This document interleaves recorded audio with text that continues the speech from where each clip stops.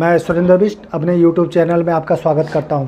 दोस्तों, डिलीवरी के बाद वो एनीमिक होता है, वो उठ नहीं पाता है, तो 7 8 दिन तक वो बच्चा उठ नहीं सकता है, गिरा रहता है। तो उस स्थिति में हमें क्या करना चाहिए, मैं इसके बारे में जानकारी देता हूँ।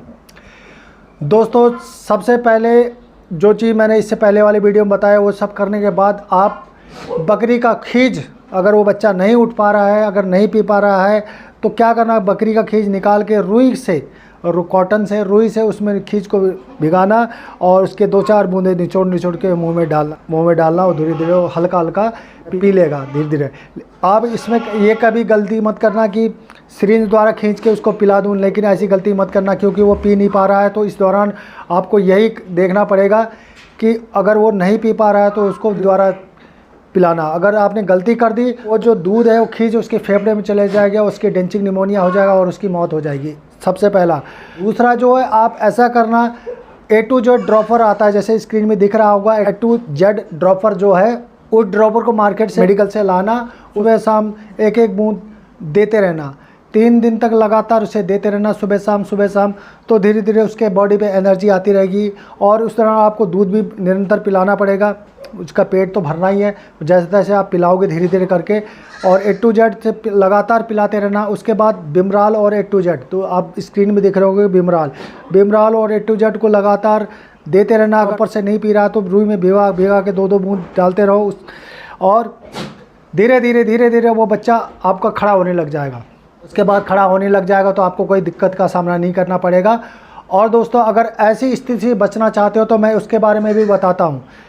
ये जानकारी देने से पहले आपसे यही कहूँगा कि मेरे चैनल को लाइक करना, शेयर करना, सब्सक्राइब करना और कमेंट करना।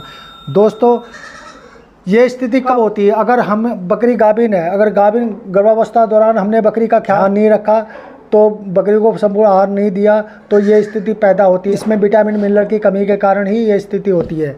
इसलिए गाभिन बकरी को हमेशा कैल्शियम हमेशा देते रहो, महीने में 10 दिन तो देना। और एक सार का फेरोल आता है, आयरन का पेस्ट, उसे भी 2-10 दिन तक। और विटामिन ADEH को भी देते रहो, और मिनरल मिक्सचर प्रत्येक दिन देते रहो। और कार्बोहाइड्रेट के लिए गेहूं का चोकर, मक्का का दर्रा, और प्रोटीन के लिए दलिया, दाल की चुन्नी, ये देते रहो। दाल की छिलका, जिसको छिलका भी कहते हैं, उसको देते रहो। और साथ में उस बकरी को प्रॉपर डिवॉर्मिंग करो। डिवॉर्मिंग फेंटास प्लस से कराओ, चाहे नील जान से कराओ, ये दोनों जो है, और भी अन्य है प्रेगनेंसी सेफ।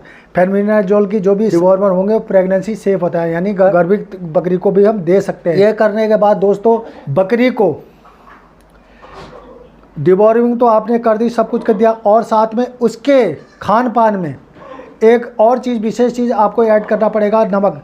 हमेशा नमक का इस्तेमाल करो। नमक जो है आयोडीन युक्त नमक, जिसमें टाटा साल्ट आपने देखा होगा, टाटा साल्ट स्क्रीन में दिख रहा होगा, उसका इस्तेमाल हमेशा करो, क्योंकि आयोडीन की कमी से दोस्तों बच्चों को भी होता है और अपंग हो जाते हैं, इस तरह से अन्य बीमारियां होती हैं, इसलिए आयोडीन इनको देना चाहिए। और साथ में बकरियों को आप दिन में, जैसे सर्दियों के टाइम में, दिन में कम से कम 2-3 घंटा सूर्य के प्रकाश में ज़रूर रखो, क्योंकि सूर्य के प्रकाश से विटामिन D मिलता है और विटामिन D से हड्डियां मजबूत होती है, ग्रोथ करती हैं। तो अंत में यही कहूँगा दोस्तों, अगर मेरी दी गई जानकारी आपको पसंद आई हो तो मेरे चैनल को लाइक करना, शेयर करना, सब्सक्राइब करना और कमेंट करना। धन्यवाद।